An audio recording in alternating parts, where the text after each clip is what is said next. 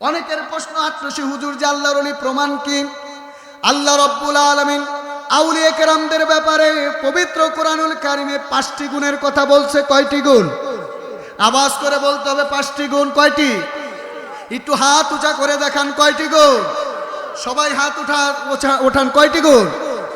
5টি গুণ যদি কাহারো ভিতরে থাকে বলি তাইলে সে কি? তাইলে দেখি আমরা যে আটরশি বিশ্ব জাকের মঞ্জিলে গেলাম, হুজুর কেবলা জানের এই 5টি গুণ তার ভিতরে ছিল কি ছিল না? গোটা ভারতবর্ষে ইসলাম এনেছেন আল্লাহর ওলিরা কারা? তাইলে আল্লাহকে পাইতে হলে রসুলকে পাইতে হবে কি হবে না? আর রসুলকে পাইতে হলে ওলি আল্লাহর দরকার আছে না নাই? আমাদের সমাজে কিছু মানুষ আছে লাভ দিয়া ওই যে ছাদে উঠা যাইতে চায়, আছে না? ওই ওসিলা টুসিলা মানি না। আল্লাহ আমারে দেখতেছে না? আল্লাহ তো তোমারে দেখতেছে। আল্লাহ তো দেখতেছে, আল্লাহ তো সবই দেখে। আল্লাহ তো তোমারে আসমান ফাইটেও ফালাইতে পারতো কি পারতো না? তাহলে মাতৃ যশোরে মাতৃ উদরে 10 মাস 10 দিন তোমারে পারলো কে? এটা ওসিলা। এটা কি? এইটা পছন্দ করেন আল্লাহ। বলেন সুবহানাল্লাহ। মানে আপনি বলবেন যে মানে না, তাহলে না মানলে আপনার যা ইচ্ছা তা করেন। আপনার সঙ্গে আমাদের সম্পর্ক। এই দেশে আল্লাহ যদি বলতেন এই বাংলাদেশে ইসলাম কায়েম হয়ে গেল, হইতো কি হইতো না? আল্লাহ কোন বললেই হয়ে যেত, ফায়াকুন পর্যন্ত যাওয়া লাগতো। তারপরে 360 জন আল্লাহর ওলি এই দেশে আসলেন, ইসলাম কায়েম করলেন, সত্য কায়েম করলেন। ঠিক কিনা বলেন? এখন আল্লাহর ওলি যারা, প্রকৃত আল্লাহর ওলি যারা, তাদের দরবারে ওরস শরীফ হয়, আবার নকল ওলিদের দরবারে ওরস শরীফ হয়। ঠিক কিনা? কারণ আমি এই প্রসঙ্গ নিয়ে আসলাম কারণ সামনে আমাদের ওরস শরীফ। ঠিক কিনা? এখন ওরস মানে অনেকে মনে করে যে ওরস কিভাবে হয়? ওরস সাধারণ মানুষের হয় না। যারা আল্লাহকে রাজি এবং খুশি করেছেন তাদেরই একমাত্র ওরস হয়। আত্মা 2 প্রকার, একটা হচ্ছে পবিত্র আত্মা, আর একটা আত্মা হচ্ছে নাপাক আত্মা। ঠিক না? আমরা মরতে চাই না, আমরা মরতে, আর আল্লাহর ওলিরা মৃত্যুকে ওয়েলকাম জানায়। বেশ কম আছে না নাই? আমরা মরতে চাই না, কারণ কি? আমাদের নফসিয়াত এত শক্তিশালী। চিন্তা করি এত সুন্দর করে বাড়ি করলাম, এত সুন্দর গাড়ি করলাম, এই বাড়ি সাইরা কেমনে যায়? যখন মৃত্যুর সময় আসে চোখ বায়া বায়া খালি পানি পড়ে। ঠিক না? আর আল্লাহর ওলি সকলগণ মৃত্যুকে ওয়েলকাম জানায়, কারণ এই দেহটা হচ্ছে খাঁচা, একটা জেলখানা। আল্লাহর ওলিদের জন্য দেহটা হচ্ছে জেলখানা। এই দুনিয়া ফেরেগবাজি, ওরে ফেরেগবাজির কারখানা। এই দুনিয়া মিছে ধোঁকা, মুমিনেরও জেলখানা। ঠিক কিনা? তাহলে মুমিনের জেলখানা এটা। তো যখন আত্মা থেকে মুমিন বাইর হয়, ওই দিন মাশুকের সঙ্গে তার মুলাকাত হয়, মাশুকের সান্নিধ্য সে হাসিল করে। চিল্লা বলেন সুবহানাল্লাহ। এই জন্য আল্লাহর ওলিদেরকে বিশ্বাস করতে হবে, ভালোবাসতে হবে। যখন আমরা আল্লাহর ওলিদের কথা বলি, অনেক মানুষ বলে উঠে আটরশির হুজুর যে আল্লাহর ওলি প্রমাণ কি? কথা কয় না। একটু মূল জায়গায় একটু ওষুধ দেই। কথা বলেন, বলবো কিছু? সবাইকে বলতে হবে, বলবো নাকি? আমার আল্লাহ রাব্বুল আলামিন, আপনার পীর যে আল্লাহর ওলি, আপনি যে কোনো পীরের কাছে বায়াত গ্রহণ করেন, আমরা নিষেধ করব না। সবাই আটরশি দরবারের মুরিদ হবে, এই কথা যদি আমি বলি তাইলে এটা হবে বড় বোকামি। কারণ সব মানুষ এক না, সব মানুষের রুচিও এক না। এটা কেমনে জানেন? একজনে কয় আমি পাঙ্গাস পাইলে 1 প্লেটের জায়গায় 2 প্লেট ভাত খাই, বলে কি বলে না? আর একজন মানুষ কয় পাঙ্গাস দেখলে খালি বমি হয়, কথা কয় না। তাইলে বাজারে গেলেও দেখা যায় টমেটো আছে, বেগুন আছে, লাউ আছে, কুমড়া আছে, ঝিঙ্গা আছে, পটল আছে। কেউ পটল খায়, কেউ ঝিঙ্গা খায়, কেন? সবাই তো একটাই খাইতে পারতো, কথা কন না কেন? তাইলে মাছের দিকে গেলেও দেখা যায় রুই মাছ, ইলিশ মাছ, বোয়াল মাছ, কই মাছ, শৈল মাছ, পুঁটি মাছ, ট্যাংরা মাছ, চেলা মাছ আছে না নাই? একজনের পছন্দ এক এক রকম। আপনি যদি গোস্তের দিকে তাকান, গরুর গোস্ত, খাসির গোস্ত, ভেড়ার গোস্ত, ছাগলের গোস্ত, মুরগির গোস্ত, উটের গোস্ত, দুম্বার গোস্ত, হরিণের গোস্ত আছে না নাই? তাইলে পরিবর্তন রুচি এক একজনের এক এক মতোই হবে, এ নিয়ে আমরা দ্বিমত করব না। আপনি যেখানে বায়াত হন সেখানে বায়াত হন, তবে পীর মাকসুদ না, মাকসুদ হচ্ছে আল্লাহ তাআলা। আল্লাহকে আপনাকে পাইতে হবে, যে কোনো উপায়ে যে কোনো অবস্থায় আপনাকে করণীয়, আপনাকে করতে হবে, আল্লাহকে আপনাকে পেয়ে যেতে হবে। যেহেতু ইন্তেকালের পরে ভালো করতে পারবেন না, মন্দ করতে পারবেন না। আর আল্লাহ পাক বলছে মান কানা ফি হাযিহি আমা ফাহুয়া ফিল আখিরাতি আমা, দুনিয়ার থাকতে যে অন্ধ থাকবে, কিয়ামতের দিন সে অন্ধ উঠবে। তাহলে এই দুনিয়ার থাকতে এই চক্ষু আপনাকে কেটে আল্লাহর সঙ্গে সম্পর্ক স্থাপন করতে হবে, ঠিক কিনা বলেন? এই জন্য আপনারা যারা বিশ্বজাকের মঞ্জুর বায়াত গ্রহণ করেছেন, অনেকের প্রশ্ন আসছে হুজুর যে আল্লাহর ওলি প্রমাণ কি? আল্লাহ রাব্বুল আলামিন আউলিয়া কেরামদের ব্যাপারে পবিত্র কোরআনুল কারিমে 5টি গুণের কথা বলছে। কয়টি গুণ? আওয়াজ করে বলতে হবে 5টি গুণ। কয়টি? একটু হাত উঁচা করে দেখান, কয়টি গুণ? সবাই হাত ওঠান, কয়টি গুণ? 5টি গুণ যদি কাহারো ভিতরে থাকেন বলি, তাইলে সে কি? তাইলে দেখি আমরা যে 800 বিশ্বজাকের মঞ্জিলে গেলাম, হুজুর কেবলা জানের এই 5টি গুণ তার ভিতরে ছিল কি ছিল না? এখন বললেন না, আমি বলি যদি মিলে তাইলে মিলবাই, তাইলে বলেন ঠিক না? আমি বিশ্বজাকের মঞ্জিলে মুরিদ দেখে পাঠাইলে কথা বললে হবে নাকি? আমার দলিল থাকতে হবে। কথার ভিতরে কি থাকতে হবে? আমি বললাম যে এই জায়গার মালিক আমি, আবার ওই যে নজরুল ভাই আবার রাগ করে কইন না, ভাই কয় কি দাওয়াত দিয়ে তো ভুল করছি, জায়গার মালিক কয়। আসলে বিষয়টা এরকম না, আমি কথা বোঝার জন্য বলছি। আমি যদি বলি এই জায়গাটা আমার, তাইলেই অনেকে কেউ ভালোই হয়েছে, মাওলানা ঘরে করছে, ঠিক কিনা? এবার হাদিয়া মাদিয়া দিলে দিলাম, না দিলে না দিলাম। এরপরে জিজ্ঞেস করলাম সব দলিলটা ঠিকঠাক আসেনি, যদি কই দলিল নাই, তাইলে আপনার যে মালিক করলেন আমি মনে মনে, তাহলে মনে মনেই থাকেন, বাস্তবে না লাঠির বাড়ি একটা মাটির তরলে পিঠে পড়বো, ঠিক কিনা কর? তাইলে কথার পিছনে দলিল থাকতে হবে। কি থাকতে হবে? দলিল থাকলে কথা মজবুত। হুজুর কেবলা যান আল্লাহর ওলি যে, এবং আল্লাহ রাব্বুল আলামিন পবিত্র কোরআনুল কারীমের মধ্যে 5টি গুণের কথা, আল্লাহর ওলিদের 5টি গুণের কথা বলেছেন। যদি তোমরা 5টি গুণ কাহারও ভিতরে পাও, তাইলে বুঝে নিও তিনি আল্লাহর বন্ধু। 1 নম্বর গুণ, যারা আল্লাহর ওলি হবে তারা অল্প আহার গ্রহণ করবে। কি আহার? অল্প আহার মানে অল্প খাবার। আমি আপনাদেরকে জিজ্ঞেস করি, হুজুর কেবলা যান দেখেছেন যারা, বুকে হাত দিয়ে বলবেন হুজুর কেবলা যান কি খুব মোটা সোটা ছিলেন? হুজুর কেবলা যান জীর্ণ চীর্ণ কিন্তু দেখতে নূরের মতো ছিলেন, ঠিক কিনা কন? হুজুর কেবলা যান তিনি বলছেন, বাবা আমি আমার পীরের বাড়িতে 1 চামচ ভাত খাইতাম, দিনে রাতে 1 চামচ ভাত আমাকে দিত, 2 চামচ আমার জন্য বরাদ্দ ছিল না। যদি বাবা কখনো বেশ কম হতো, আপনার দাদা হুজুর আমাকে খাবারই দিতেন না, ঠিক না? তাইলে হুজুর কেবলা যান জাকিরদেরকে শিক্ষা দিয়েছেন, বাবা যদি আল্লাহকে পাইতে চাও তাইলে অল্প আহার খাও। কথা বলেন না কেন? আর আমাদের অবস্থা, হাই হাই হাই হাই, বেশি খাওন দেখলে তো বিসমিল্লাহ করে মন থাকে না, কথা কয়, ঠিক কিনা কন?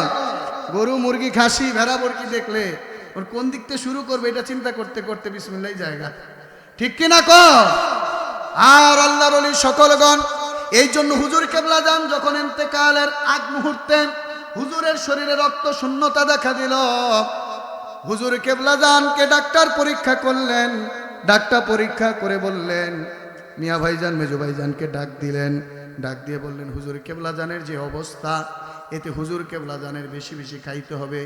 শরীর রক্তের পরিমাণ কম, রক্তের পরিমাণ। হুজুর কেবলা জানকে কবুতরের বাচ্চা খাইতে হবে, ছোট ছোট বাচ্চা খেয়ে যেগুলা রক্ত হয় এগুলা খাবার বেশি বেশি খাইতে হবে। হুজুর কেবলা জানের কদমে যখন গিয়ে মিয়া ভাইজান মেজু ভাইজান বললেন, বাবা আপনাকে তো বেশি বেশি খাইতে হবে, রক্ত কম। হুজুর কেবলা জান চোখের পানি ছেড়ে দিয়ে বললেন, বাবা আমি কেমনে রক্তের জন্য ভালো ভালো খাবার খাবো? আমার কত মুরিদানের পেটে ভাত নাই, আমার কত মুরিদান না খেয়ে আছে।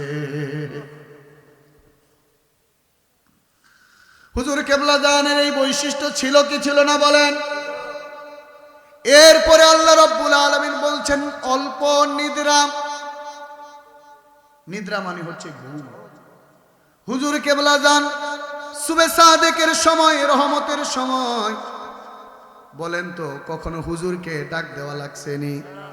আমরা ইমাম সাহেব মৌলভী সাহেব তাহাজ্জুদ তো দূরে থাক, কত সময় মুসল্লিয়া কয় কি গো আজান যে দিলেন না, সূর্য তো উঠে উঠে। কথা কন না? আমি যদি আটশি হুজুরের বিরোধিতা করি এটা কি সাজে? এই জন্য হুজুর বলছেন, বাবা এক বাদশার ইজ্জত দিতে পারে আর এক বাদশা, বাবা এক অলি আল্লাহর ইজ্জত দিতে পারে আর এক অলি আল্লাহ।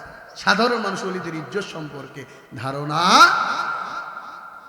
এই জন্য হুজুর কেবলা জানকে কখনো ডাক দেওয়া লাগে নাই। যখন সুবে সাদেক হয়ে গেছে, রহমতের সময় হয়ে গেছে, হুজুর কেবলা জান ঘন্টা দিতেন। এখন হুজরাতে ঘন্টা আছে না নাই? বাজানো হয় কি হয় না? যারা জাকের আছেন তারা তো জানেন, যারা জাকের না তারা এই কথাগুলো, আমার যে কথা আপনার এটা মিলিয়ে নেন। এই 10 তারিখে, জানুয়ারি 10 তারিখে বিশ্ব জাকের মঞ্জুর মহাপবিত্র শরীফ অনুষ্ঠিত হবে। আপনারা গিয়ে এই কথাগুলো মিলাবেন। কি কথা বলেন? কারণ অযথা কেন ঘুরবেন? জাস্টিফাই করে ঘুরেন। এটা ঠিক করেন ভাই। ভাইরা আমার, বাবারা আমার, হুজুর কেবলা জান নিজে ঘন্টা বাড়ি দিতেন। এরপরে হুজুর কেবলা জান নিজে করুণ সুরে, মহব্বতের সুরে জাকেরানদেরকে ডাক দিতেন, ওঠো ওঠো জাকেরানো, ঘুমে কেন অচেতন, ওঠো ওঠো জাকেরানো, ঘুমে কেন অচেতন। আল্লাহর পেয়ারা যারা এ সময় ঘুমায় না তারা, ওঠো ওঠো মুমিন গণ, মেলে দেখো দুনয়ন। আল্লাহ হো ডাকেন সকলি, ইয়া রহমান ইয়া রহমত লইবারে তব দ্বারে এসেছি, রহমত লইবারে তব দ্বারে কান্তেছি।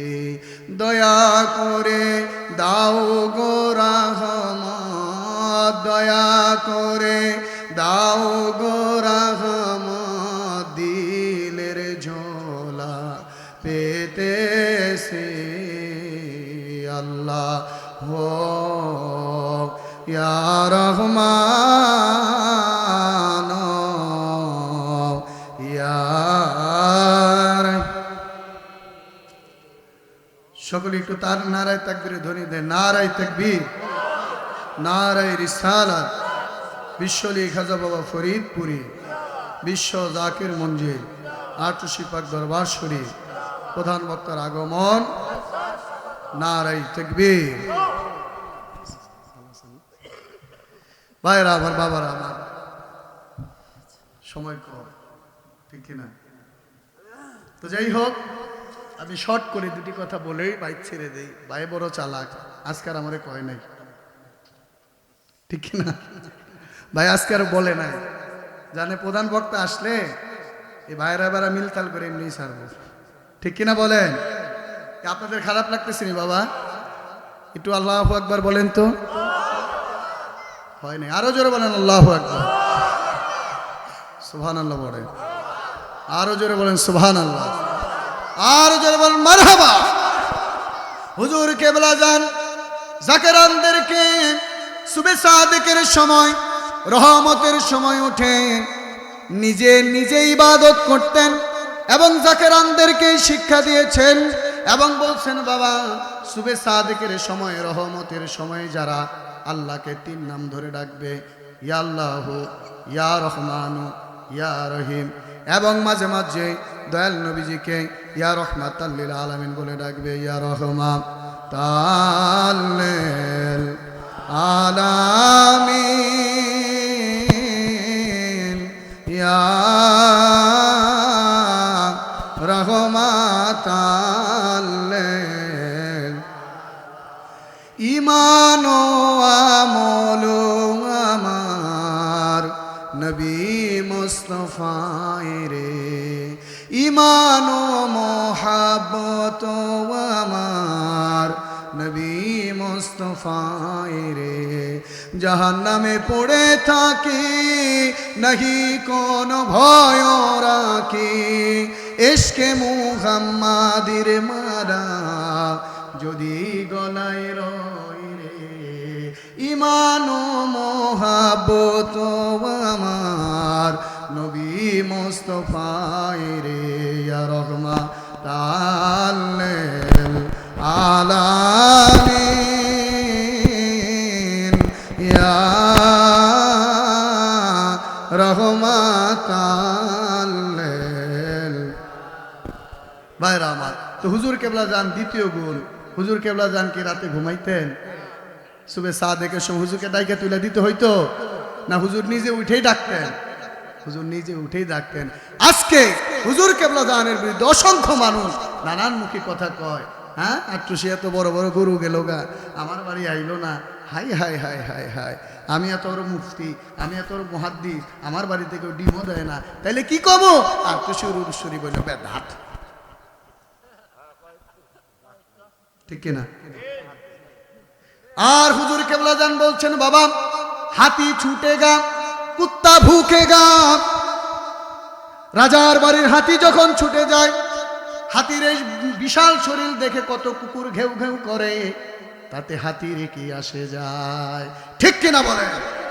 হুজুর তো কাজ করেছে, এই জন্য এই অবস্থান তৈরি হয়েছে।